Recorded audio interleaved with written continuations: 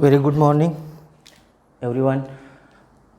In the last class, we discussed about trophic levels and their flow of nutrients as well as energy flow.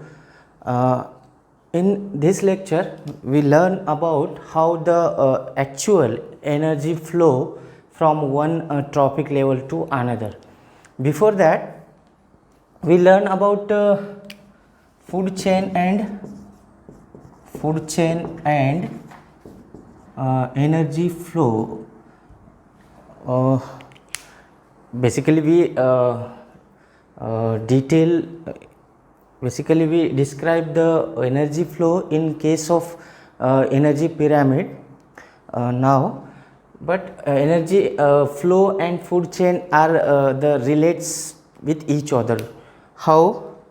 See here, we said that food chain is the arrangement or is a linear sequence of different organism where the energy is passed when eat the one organism into the other. Okay, so here one scientist is there, Lindemann, in 1957 I think. He studied about food chain and energy flow. Okay, you have to remember name of this scientist, Lindemann. He studied the food chain and energy flow. Similar, where here one more scientist is there, Charles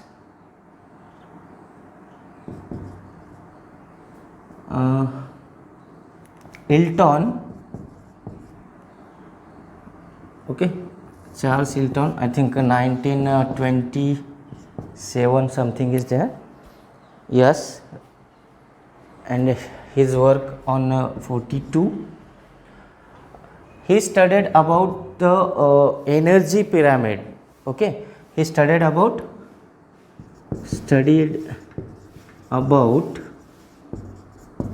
energy pyramid. Energy pyramid means what? There is a flow of energy during the consumption of one organism to another. How they that energy flow we occur, that is learned in this class. Okay, we have to study about that energy pyramid. Okay, you have to remember this scientist studied the energy pyramid in a tundra region or tundra ecosystem, where he observed that how the energy passed from one trophic level to another. Okay, here energy, write down heading energy pyramid. Okay, energy pyramid. We draw in previous class we draw the structure or pyramid like structure of organisms or different trophic level. We says that in the pyramid structure we consider here are the producers, here are the herbivores, then carnivores, then omnivores. Like this structure we drawn yesterday's or previous class. Here also we seen that during the consumption or production of energy by the producers, that produced energy is passed, okay, passed from producers to herbivores, herbivores to carnivores, carnivores to omnivores, so on. Which organism eat to another, at that time some amount of energy is passed from one trophic level to another. One basic thing is there, during the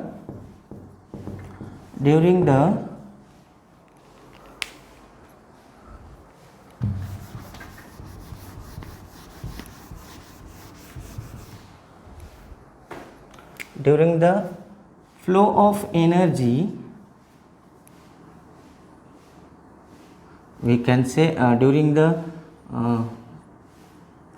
energy flow from one tropic level to another,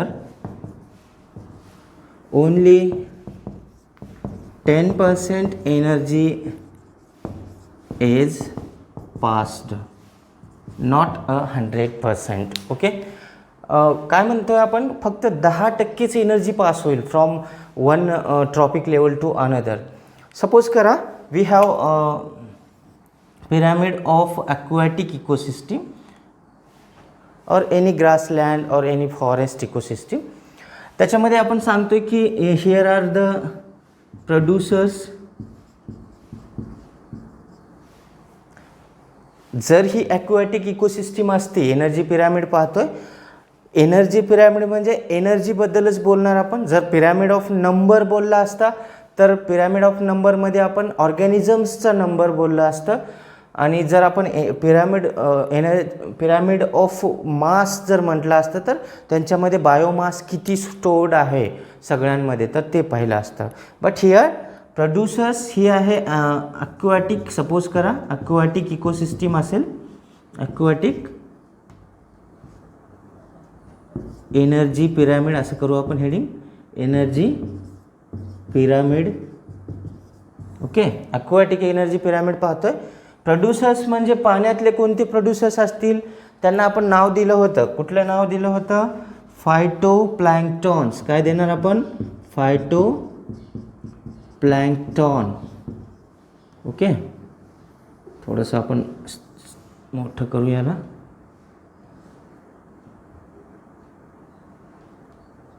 प्लॅन्क्टॉन. Okay, आता बसतंय. हे झाले producers. फायटोप्लॅन्क्टॉन्सना जे consume करतील, त्यांना जे खातील, त्यांना आपण काय म्हणतोय? Zooplankton. Okay, zooplankton. झू प्लॅन्क्टॉन्सना कन्झ्युम करणाऱ्यांना आपण म्हणतो. आता तसं अक्वाटिक इकोसिस्टीम जर बघितली तर आपण त्या ठिकाणी काय करू शकतो? स्मॉल फिशेस घेऊ, small fishes, then large fishes, then whale. Okay, higher trophic level म्हणजे टॉप अपेक्सचा लेवल ऑर्गॅनिझमचा. तसं आपल्या पुस्तकमध्ये इथंवरच घेतलेलं आहे. फिश नंतर आपण कसं ह्युमन बिंग फिशेसना कन्झ्युम करतो, तर आपण फिशच्या नंतर ह्युमन घेतलेलं आहे. तर आपण असं पण घेऊ शकतो, कारण आपल्याला बघायचं आहे एनर्जी पिरॅमिड. आपण बेसिकली ॲक्वॅटिकच बघूया. आपण जर आपण इथं फिशच्या नंतर ह्युमन घेतलं तर आपण ह्युमन काय आहे? एक टेरेस्ट्रियल ऑर्गॅनिझम आहे. तर ॲनिमल तर मग तो पाण्यामध्ये नाही जाणार. आपण फिश जरी खाल्लं तिथं आपण घेऊ शकतो एनर्जीसाठी, बट आपण बेसिकली समजण्यासाठी ओनली ॲक्वॅटिक इकोसिस्टीमलाच फॉलो करू. ओके, तर सपोज करा या फायटोप्लॅन्क्टॉनकडं एनर्जी आहे 10,000 किलो कॅलरी एवढी स्टोर्ड एनर्जी यांनी प्रोड्यूस केली. फूड मटेरियल प्रोड्यूस केलं आणि त्यातून एनर्जी त्यांनी काढली 10,000 किलो कॅलरी एनर्जी. आपले स्टेटमेंट बघा, ड्युरिंग द एनर्जी फ्लो और during the consumption of one organism to another, त्या टाईमला काय होणार आहे? ओनली 10%. इथं बघा, only 10% energy passed from one trophic level to another. So here how many energy is passed from phytoplankton to zooplankton? Here are only 1,000 kilo calorie, right? 1,000 kilo calorie. Now here small फिशेसकडे किती जाणार मग?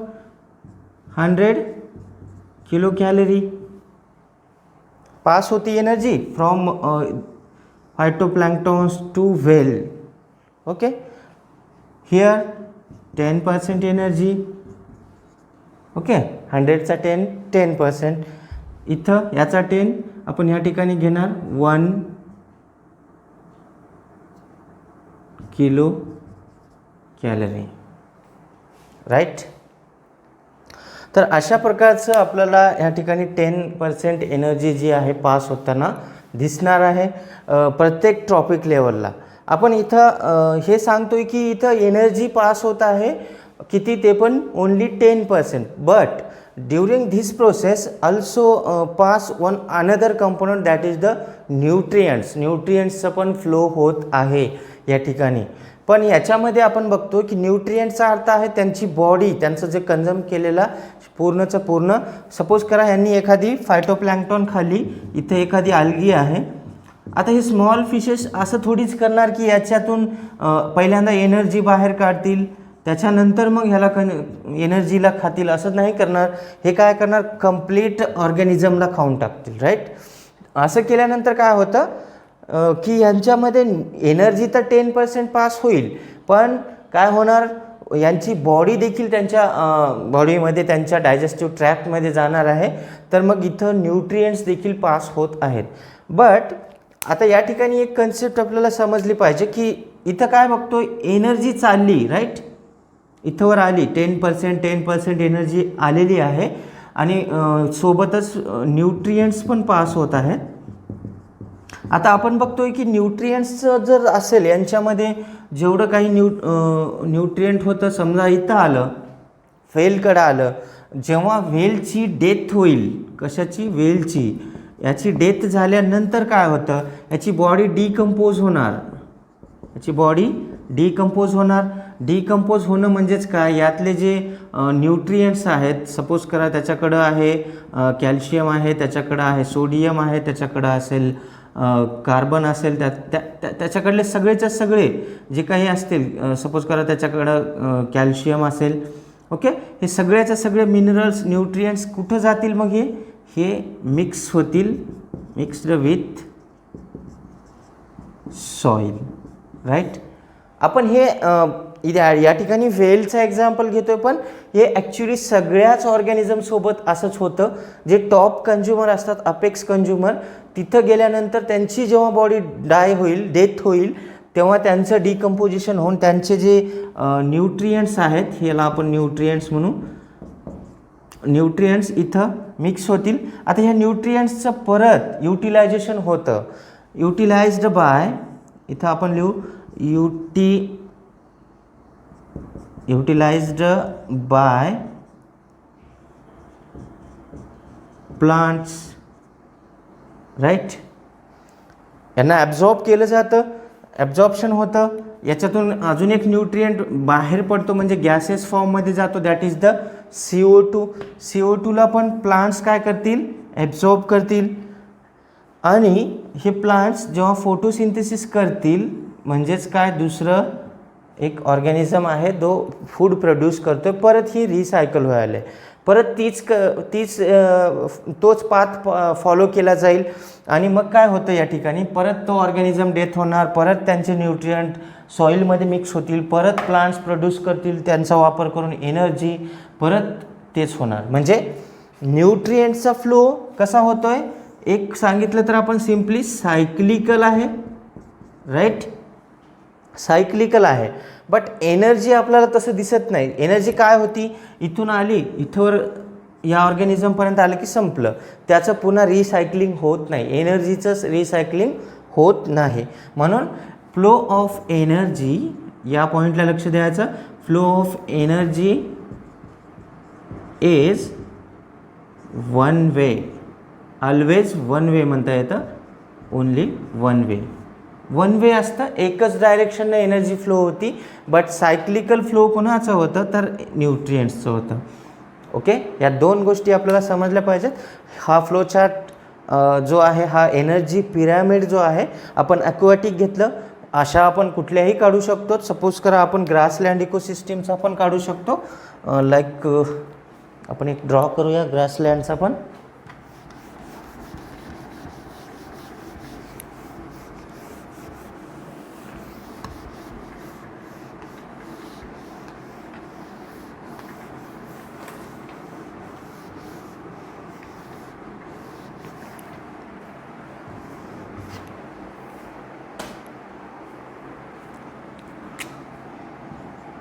Energy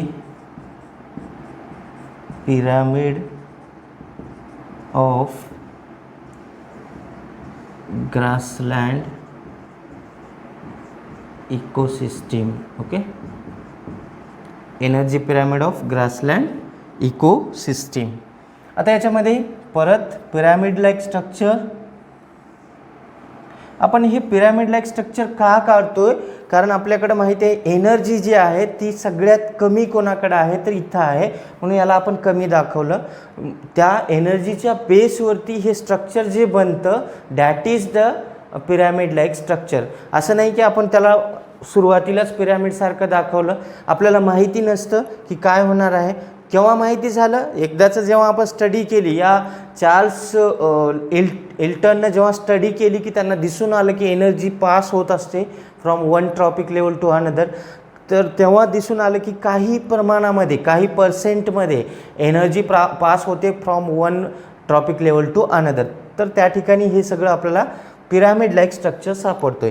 तर हे आपण grassland इकोसिस्टीममध्ये grasses असतील, producers कोण आहेत तिथं? Grasses as a producers. Okay, producers नंतर इथं कोण असतील? मग ग्रास होपर्स असतील. हे घेऊ आपण इथं ग्रास होपर्स. इथं कोणाला घेणार मग आपण? सपोज करा आपण फ्रॉगनं घेतलं. ओके, त्याच्यानंतर कोणाला घेणार?